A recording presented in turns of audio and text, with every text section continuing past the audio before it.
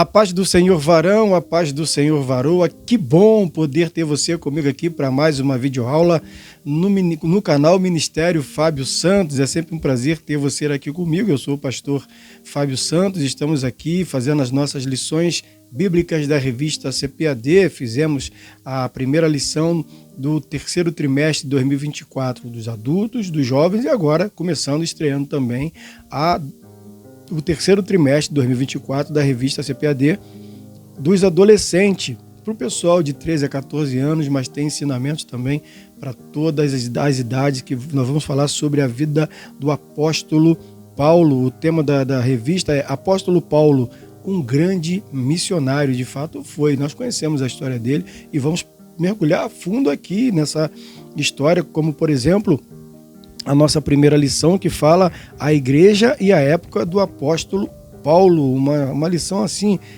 maravilhosa, riquíssima em conteúdo para todas as idades e também, lógico, aqui a dos adolescentes. Mas antes da gente começar, eu quero convidar a você e te pedir em nome de Jesus, se inscreva no nosso canal, você que ainda não é inscrito, você que está chegando aqui pela primeira vez e não é inscrito, se inscreva no canal. Mais de 75% das pessoas que assistem os nossos conteúdos não são inscritas. Você se inscrevendo, você nos ajuda a crescer. Já passamos dos 100 inscritos e é sempre bom, porque a igrejinha está crescendo, as pessoas estão chegando para fazer parte e eu conto com você para se inscrever. Para você que é inscrito, deixa o like. Você também que não é inscrito, mas vai se inscrever, também deixa um like, que é a nossa oferta. Aqui a gente não vai te pedir dinheiro, não vai te pedir ajuda financeira, apenas o seu like e a sua atenção, porque o like sinaliza para o algoritmo, que é o robozinho do YouTube, que você gostou do vídeo. Então ele pega esse mesmo vídeo que você gostou e sai mostrando para um montão de gente. Assim como eu e você, imitando o apóstolo Paulo, a gente evangeliza o mundo, porque Jesus vai voltar e a gente precisa fazer a nossa parte. Eu conto com você, tá certo? Uma vez que você se inscreve, uma vez que você se inscreve, vai aparecer para você o sininho de notificação. Você aperta ali e coloca todas, porque assim todo o conteúdo, todo o vídeo que a gente subir aqui no YouTube, vem coisa nova por aí, você fica sabendo que o YouTube te avisa e você fica por dentro de tudo que acontece aqui no canal Ministério Fábio Santos. Tá certo assim? Glórias a Deus. Vamos então para o nosso estudo de hoje, de adolescente, que tem como título A Igreja e a Época do Apóstolo Paulo, terceiro trimestre 2024. A leitura bíblica, ela está no livro de Atos, que vai o versículo do capítulo 2, não é isso? Deixa eu só confirmar aqui, isso, capítulo 2, versículo 38, o versículo do 41 ao 47. Capítulo 2, versículo 38, aí pulamos para o 41 e vamos até o 47. Diz assim o 38. Pedro respondeu: arrependam-se e cada um de vocês seja batizado em nome de Jesus Cristo para a remissão dos seus pecados, e vocês receberão o dom do Espírito Santo. Versículo 41. Então, os que aceitaram a palavra de Pedro foram batizados, havendo um acréscimo naquele dia de quase 3.000 pessoas. Aí vamos até o 47, né? Isso, 41 até o 47 agora. 42. E perseveravam na doutrina dos apóstolos e na comunhão, no partir do pão e nas orações. E em cada um havia temor, e muitos prodígios e sinais eram feitos por meio dos apóstolos. Todos os que criam estavam juntos e tinham tudo em comum. Vendiam as suas propriedades de bens, distribuindo o produto entre todos, à medida que alguém tinha necessidade. Diariamente perseveravam unânimes no templo, partiam o pão de casa em casa e tomavam as suas refeições com alegria e singeleza de coração, louvando a Deus e contando com a simpatia de todo o povo. Enquanto isso, o Senhor lhes acrescentava dia a dia os que iam sendo salvos. Muito linda, muito forte essa passagem aqui do livro de Atos. Eu particularmente gosto muito. Inclusive hoje cedo eu estava no monte, fui orar com meu amigo João Paulo, e a gente conversava lá numa resenha, no monte lá, sobre essa passagem de que se a gente consegue permanecer nos ensinamentos dos apóstolos, que tinham tudo em comum, eles estavam unânimes no templo, ou seja, eles todos iam para o templo, para o culto, eles todos estavam orando, eles tinham muita coisa em comum, eles tinham as suas propriedades ali, eles vendiam seus sítios, suas fazendas, suas coisas ali, e à medida que alguém tivesse alguma dificuldade, eles pegavam aquele valor e distribuíam para as pessoas. Essa era a igreja perfeita, assim era a igreja primitiva. É bem verdade que isso não acontece hoje. Hoje as igrejas têm lá o seu departamento de assistência social, que não estou aqui desmerecendo, tá? Pelo contrário, mas que fazem muito pouco. Os departamentos sociais das igrejas hoje, o que eles sabem fazer cesta básica, talvez uma roupa, uma cama, um fogão, às vezes junto um outro para ajudar alguém a pagar uma conta de luz, um aluguel, onde deveria e poderia se fazer muito mais, na minha opinião. Porém, não depende só do pastor da igreja, não depende só da liderança do departamento, depende de quem são os membros, do coração de cada um, e entender essa passagem. A gente conversava sobre essa passagem hoje lá no monte, agora há pouco na oração que a gente estava lá, nos nossos propósitos, né? E falava sobre isso, que a igreja precisa tentar o máximo possível viver isso aqui, porque veja, quem acrescenta as pessoas para se converterem e serem salvas é o próprio Senhor Jesus, à medida em que a gente caminha debaixo dessa liderança, dessa doutrina. À medida em que a gente se organiza para que isso comece a acontecer, o próprio Senhor é quem vai nos dando vitória e vai mandando as pessoas para os nossos cultos, para as nossas reuniões, né? Aí diz aqui, a mensagem: porém, quando o Espírito Santo descer sobre vocês, vocês receberão poder e serão minhas testemunhas em Jerusalém, em toda a Judéia e Samaria e até nos lugares mais distantes da terra. Essa mensagem está em Atos capítulo 1, versículo 8, e é para você que está me assistindo já logo de cara. Observa, Pedro, na sua pregação, para que as pessoas se convertessem, ali em Atos, que a gente leu o versículo 38 e tal, ele dizia, olha, o batismo é para confirmar que vocês se arrependeram. Quando você se arrepende, o que seria chancelado, ou seja, uma carteirinha, ou o que todo mundo observa que valeu a pena, que de fato você se arrependeu, é o ato do batismo. E as pessoas começaram a se converter e serem batizadas, e ele ainda garantiu, você não será só batizado em nome de Jesus, mas também receberá o dom do Espírito Santo. Quando você se arrepende, é batizado e confirma o arrependimento, você recebe o dom ou os dons, que são vários, do Espírito Santo. E existem muitos e muitos dons. Não é esse o tema para agora, tá? Vamos falar sobre isso mais para frente, nas próximas lições. Mas fique atento. Talvez existam dons que você está buscando e ainda não recebeu. Continue buscando, porque a Bíblia diz que Deus dá ao que busca com zelo. Buscai com zelo os melhores dons. O dom que você julga ser o melhor ou muito bom, busca ele com zelo, jejue, ore, fale com Deus, se coloque à disposição, peça a Deus oportunidades para que você utilize e use o dom que Ele te deu, e aí você vai conseguir ver e ter na sua vida dons maravilhosos. Eu fiz isso e faço até hoje, tá? Se eu ver você cantando, ministrando, fazendo alguma coisa para Deus que eu julgue no meu coração, que é muito bom e é minha dificuldade, eu não tenho aquela habilidade, eu vou começar a orar, jejuar e buscar de Deus. Eu quero esse dom também aí, eu quero ser usado como esse irmão, como essa irmã está sendo usada em nome de Jesus, né? Vamos lá então. Eu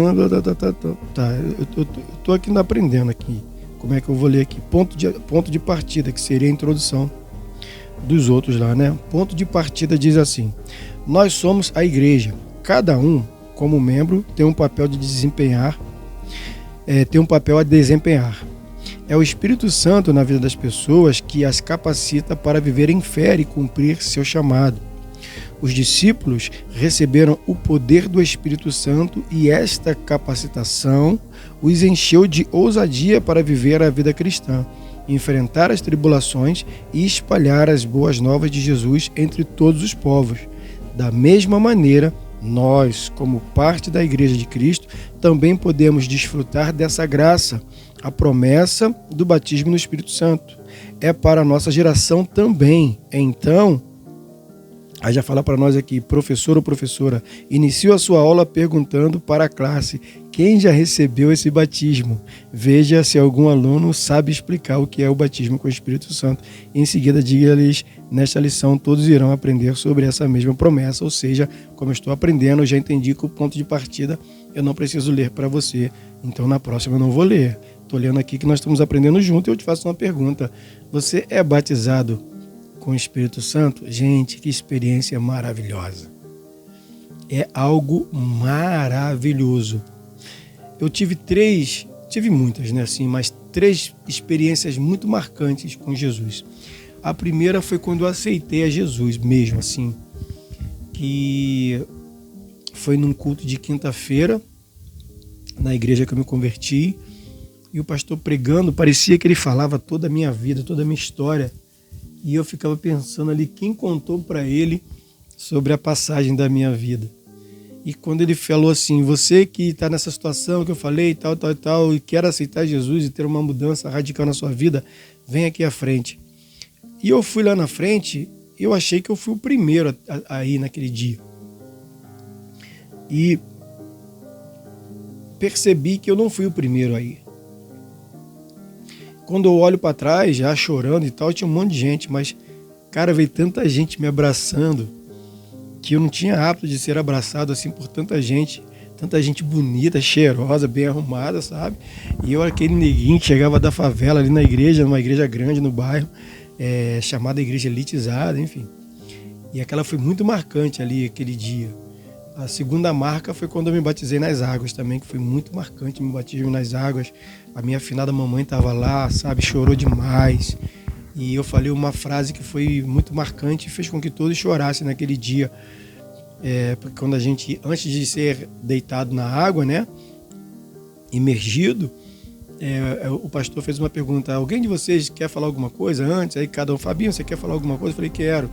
Eu quero dizer que hoje para mim é um dia muito feliz, porque algum tempo atrás, cerca de quase 2 anos, a minha mãe, que está ali chorando, eu vi ela chorando na porta da delegacia quando ela foi me visitar, e levando para mim um maço de cigarro e um franguinho assado. Hoje ela está ali feliz, chorando, porque eu estou me entregando para Jesus. E foi uma comoção assim, todo mundo chorando. Foi muito lindo, muito lindo. E a terceira marca foi o batismo com o Espírito Santo. Aí eu já estava numa outra igreja pentecostal, num culto de segunda-feira. Irmãos, que coisa, que experiência foi aquela. Eu saí rolando no chão assim, não conseguia ficar em pé, só falava uma língua que eu não conseguia entender o que eu estava falando. Eu queria falar em português e não conseguia.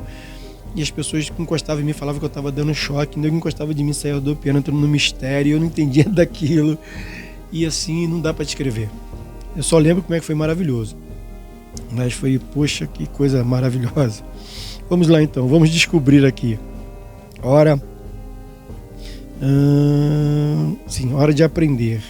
Neste trimestre estudaremos a vida do apóstolo Paulo, conforme nos conta o livro de Atos dos Apóstolos, por meio de suas viagens, obra missionária e interação com as pessoas. Veremos como Deus agiu por meio do Espírito Santo, salvando e transformando vidas.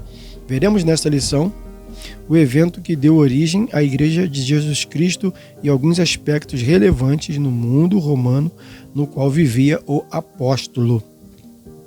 E partimos então aqui para o primeiro tópico, que diz assim: o Pentecostes e a Igreja de Cristo, né? Que a igreja começou com a descida do Espírito Santo ali na festa de Pentecostes e tal. Diz assim: nos dias em que o Filho de Deus tornou-se um ser humano e morou entre nós, a Bíblia nos conta que uma multidão o acompanhava por onde ele passava. Essas pessoas, então, eram testemunhas de milagres, realizados por Jesus e dos ensinamentos dados por ele. Após sua morte e ressurreição, Jesus passou 40 dias com os discípulos, dando-lhes instrução de como deveriam continuar a caminhada com Deus. Uma ordem foi a de que eles ficassem em Jerusalém para esperar o cumprimento da promessa do Pai, o batismo no Espírito Santo. Essa promessa se cumpriu no dia de Pentecostes. Você sabe o que é dia de Pentecostes? É a festa das colheitas, celebrada 50 dias depois da Páscoa. Aos que moram em áreas urbanas, pode parecer estranho festejar uma atividade rural, mas naqueles dias festejar a produção da terra era importante porque, afinal, a colheita era a garantia de que haveria alimento nos próximos meses.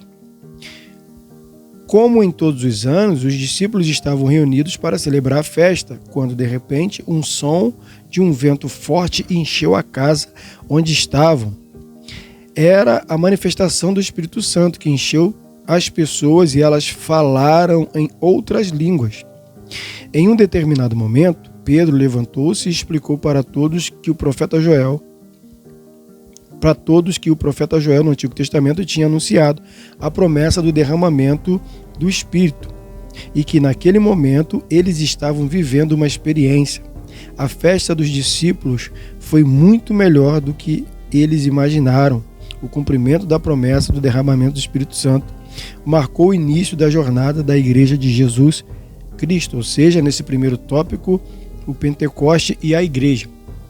Bom, a gente leu aqui que o dia de Pentecoste era uma festa rural, que o povo que trabalhava na roça, no campo, comemorava a colheita, porque quando tinha essa festa, era garantia, por conta da felicidade das pessoas, que a colheita seria maravilhosa, porque a safra bateria recordes ali.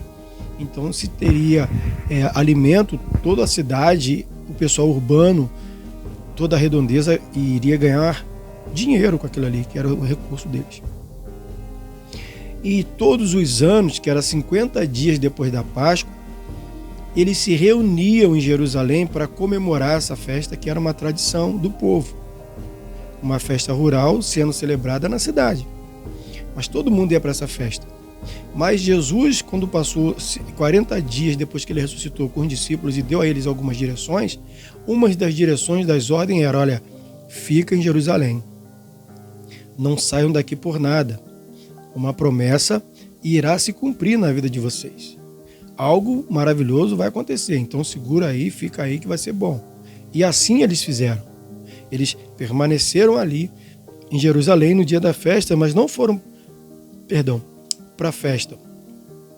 Ficaram numa casa, cerca de 120 pessoas, até que de repente um som começou a aparecer naquele lugar como se fosse um vento impetuoso, muito forte, e a casa ficou cheia da presença de Deus, e eles ali batizados com o Espírito Santo tiveram aquela experiência que eu tive naquela segunda-feira e começaram a profetizar e a falar em outras línguas, porque todos eles tinham um idioma, e em outras línguas aqui eram idiomas de outros lugares, porque tinha pessoas de vários países, de vários dialetos, de várias aldeias, e eles falavam idiomas que as outras pessoas entendiam que eles estavam falando, e foi ali que Pedro se levantou e começou a pregar e disse: por que é que vocês estão abismados com o que está acontecendo aqui? O profeta Joel já havia falado que isso iria acontecer, que haveria um derramamento do Espírito. E esse derramamento, meus irmãos, minhas irmãzinhas, garotada dos 13 aos 14 aí, a juventude e até você que é mais velho, até hoje está valendo isso.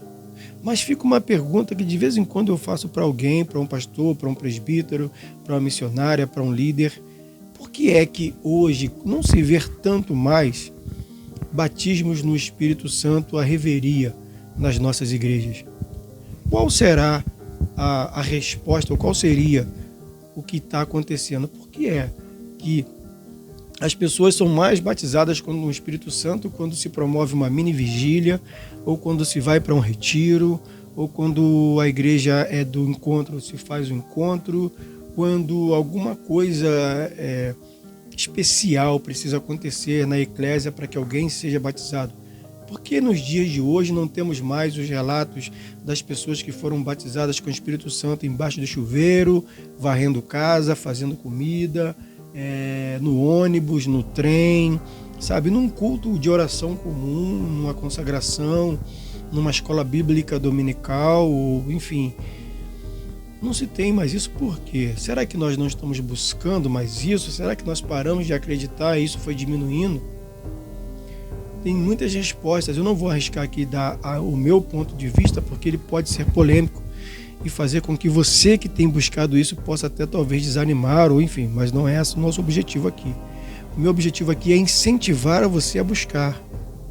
No meu caso específico, o que eu me lembro é que eu queria ter o que todo mundo queria. Eu era novo convertido. Eu fui batizado com o Espírito Santo 3 anos depois que eu me batizei nas águas. Então eu ainda estava aprendendo a doutrina, então minha coisa era muito música, tocar, ministrar louvor, sabe? Estudava a Bíblia e tal, mas não tinha muito esse conhecimento, até que eu comecei a conhecer alguns irmãos mais pentecostais, de subir monte, de ir para a vigília e começar a ver manifestações nesses lugares e frequentar alguns cultos pentecostais e ver manifestações nos cultos pentecostais e falar, por que na minha igreja não é assim? Por que lá não acontece isso? E começar a buscar. Até que eu estava nessa outra igreja num culto e aconteceu comigo. Agora, eu não sei com você, eu não posso responder por você. A única certeza que eu posso te dar é que busque. Peça a Deus. Se preciso for, Senhor, eu vou jejuar para que o Senhor me dê essa resposta. Tantos dias, tantas horas, sei lá, busca. Esse é um tipo de coisa que você pode bater na porta de Deus até ele abrir, irmão.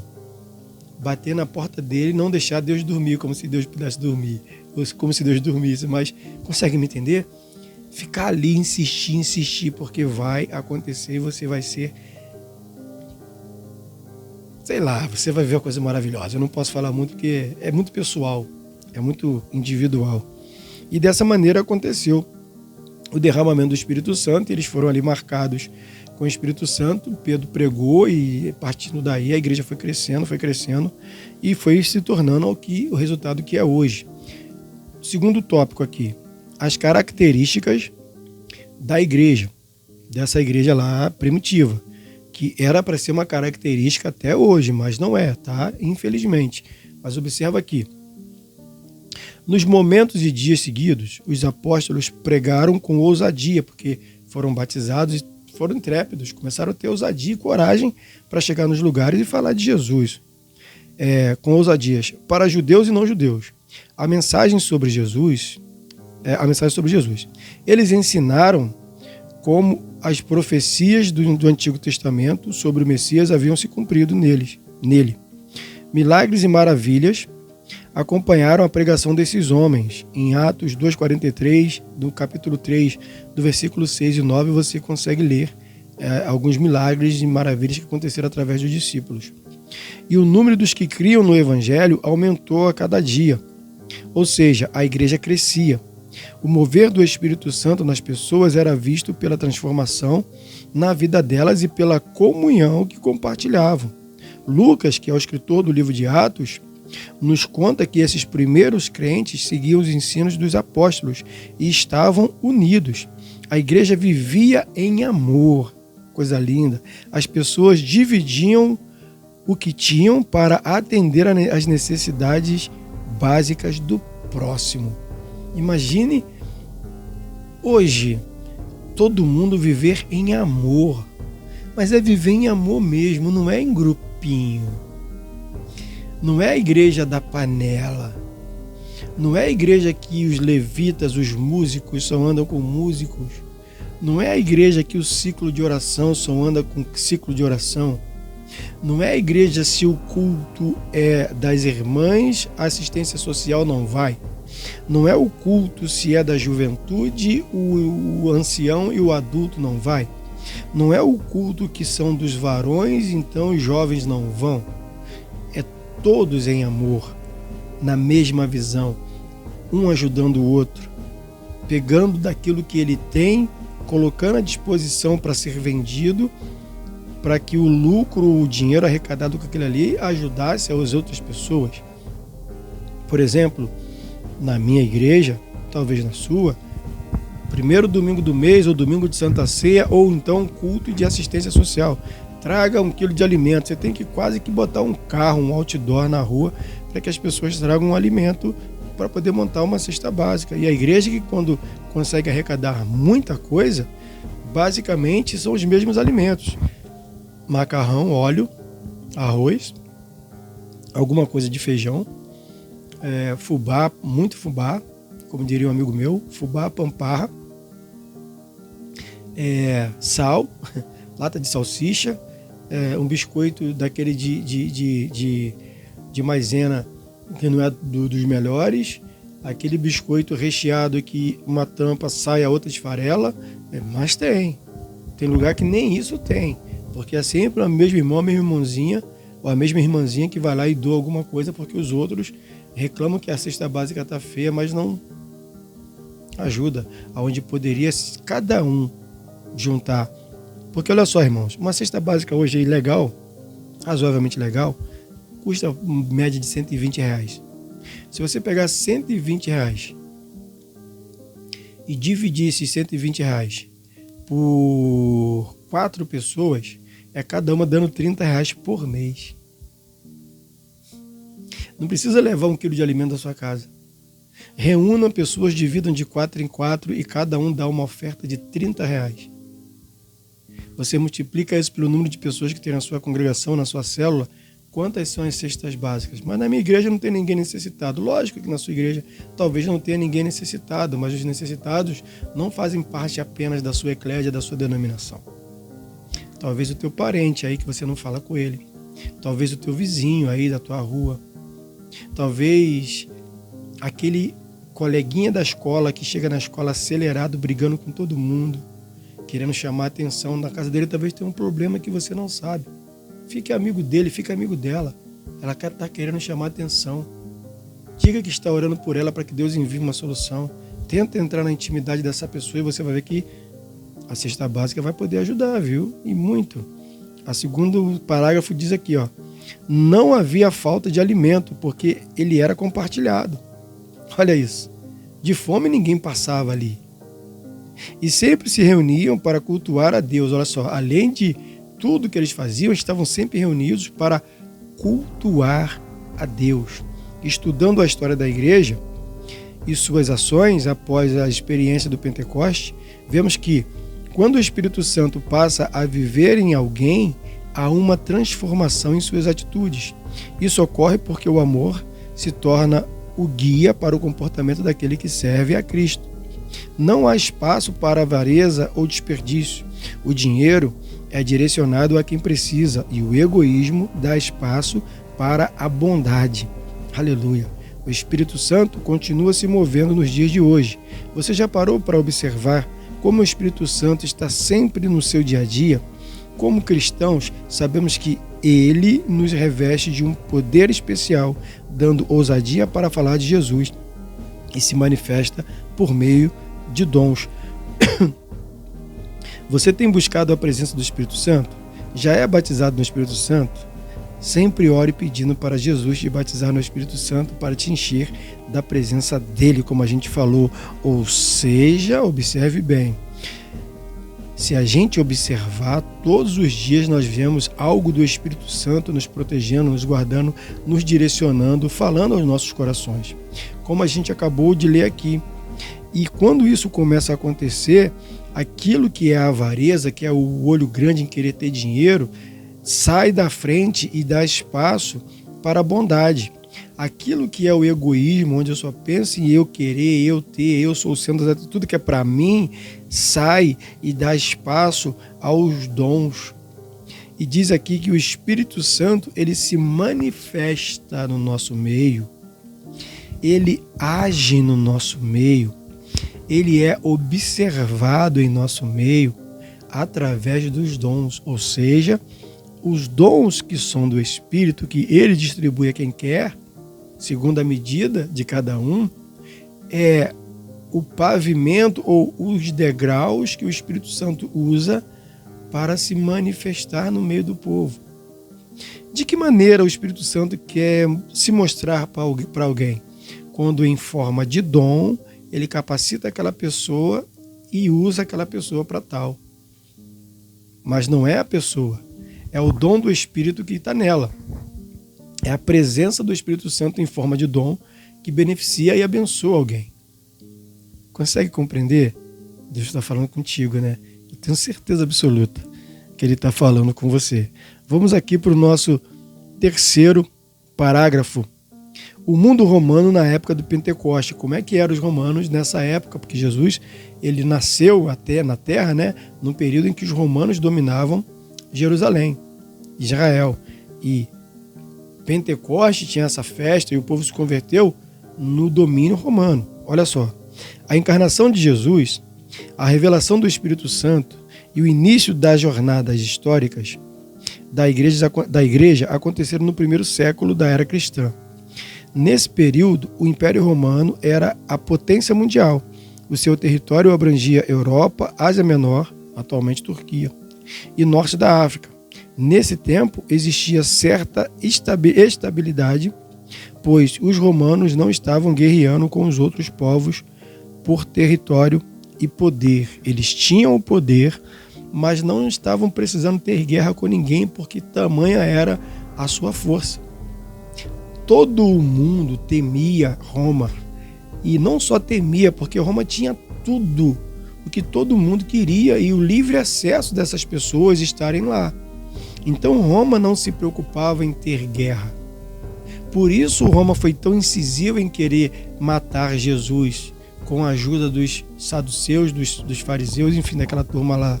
Porque Jesus virou uma ameaça para os religiosos que chegaram para Roma e falaram como se fosse assim: esse camarada aí está se dizendo rei dos judeus. Então conta-se para aquele povo a história do judeu, que sempre teria alguém da família de Davi que sentaria o trono. Então, se ele está te dizendo rei dos judeus, a herança do reino é dele. Ele tem que, de fato, estar no lugar do César aí, dessa turma aí que está reinando em Israel. Então começou toda uma conspiração para tirar Jesus do jogo. E conseguiram. Tudo bem que a obra da cruz não é esse mérito que eu estou dizendo. Mas na época do Pentecostes, eles não tinham alguém assim que, depois de Jesus principalmente, que eles olhassem e falassem assim: precisamos destruir porque ele pode nos tirar o trono. Então Roma caminhava ali dominando a população, mas o Pentecoste, a festa cultural do povo acontecia e a igreja também começou a crescer. Tanto que a gente vai estudar mais para frente como que essa separação aconteceu, porque de tanto crescerem, houve uma dispersão, houve o espalhar desses crentes. Algo proposital, na minha opinião, pelo Espírito Santo, para que o povo fizesse as mensagens rodar o mundo, mas o que acabou com essa coisa de o pessoal andar junto, ir para a igreja junto, orar junto, comer junto, vender as suas propriedades e passar para alguém, foi a perseguição. Vamos aprender algo então? Para que serve a perseguição? Primeiro, para nos experimentar, nos tratar, nos treinar. A perseguição serve para uma ruptura de algo muito bom que a gente está vivendo, que parece que nunca vai ter fim. Mas é necessário a perseguição para que a gente vá para o próximo nível, sempre querendo viver aquilo que antes da perseguição a gente vivia, que era a comunhão, que era o estar junto. E com isso, a perseguição que nos traz na lembrança os momentos bons, a gente sai dela ou foge dela para uma situação onde, com a lembrança daquilo que foi bom, a gente chega com uma missão de peregrino, de querer viver aquilo lá atrás. Então, aonde a gente chega com ousadia, que é a ousadia do Espírito Santo, com os dons manifestos dele em nossa vida, a gente começa a pregar e a ensinar sobre este reino. Houve uma época, um homem chamado Jesus, e conta a história de Jesus. E aí ele foi ressurreto, ele ressuscitou, aí o terceiro dia, aí ficou com nós 40 dias, depois foi levado aos céus, nos deu uma instrução.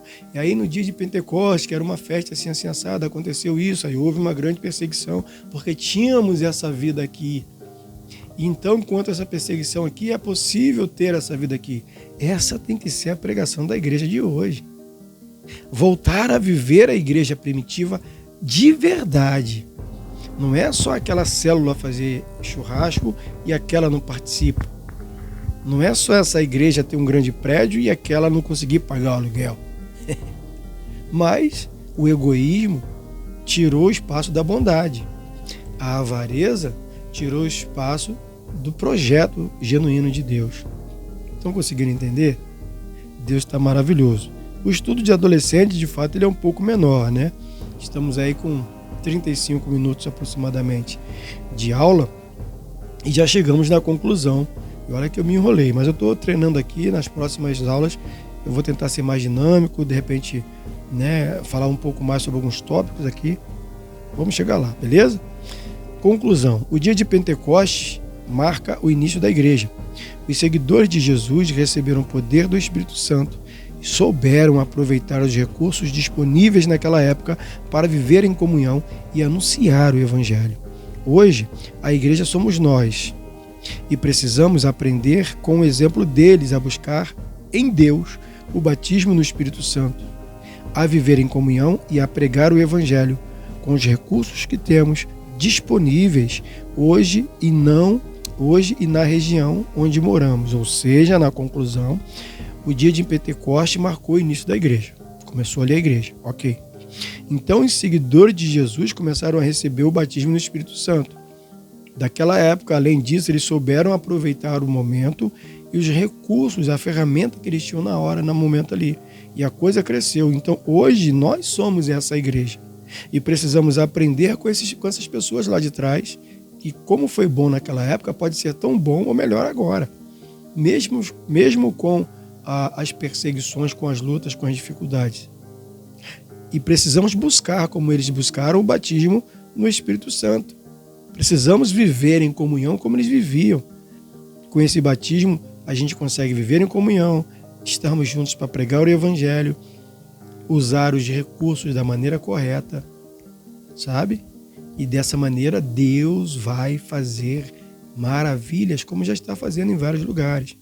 Gente, eu estou sentindo de Deus. Falei isso hoje no monte, orei, falando com Deus sobre isso, e agora eu trago aqui no estudo. Está vindo um avivamento aí. Eu não acredito que vai vir um último avivamento sobre a terra não, tá? Virão alguns avivamentos. Virão alguns momentos onde um mundo de pessoas vão se converter, porém também naqueles lugares onde as pessoas não valorizaram, muita gente vai se perder ou vai se desviar ou se afastar. Virão avivamentos onde os desviados vão se converter. São os últimos dias, então tem muita coisa para acontecer. Tá certo assim? Muito obrigado por você ter me aguentado esses 30 e poucos minutos, aí quase 40, aqui no nosso estudo de adolescentes. Então, galerinha, vejo você no próximo vídeo. Compartilhe esse vídeo nos seus grupos de WhatsApp, mostra para todo mundo, fique ligado nos Reels, que nós vamos subir aqui trechos dessa estudo aqui de 1 minuto para você compartilhar, baixar, enfim, fazer o que você quiser fazer. Só não faça meme comigo, porque eu não sei se vai ficar bonito. Mas no mais, Deus está sobre todas as coisas. Você que não é inscrito, se inscreva no canal Ministério Fábio Santos, deixa o like, porque o like é importante, é a sua oferta para nós, a sua ajuda para o nosso canal. Assim a gente cresce e vamos alcançar muitas pessoas mundo afora com a sua ajuda. Que Deus abençoe muito, muito, muito a sua vida e até o próximo estudo em nome de Jesus.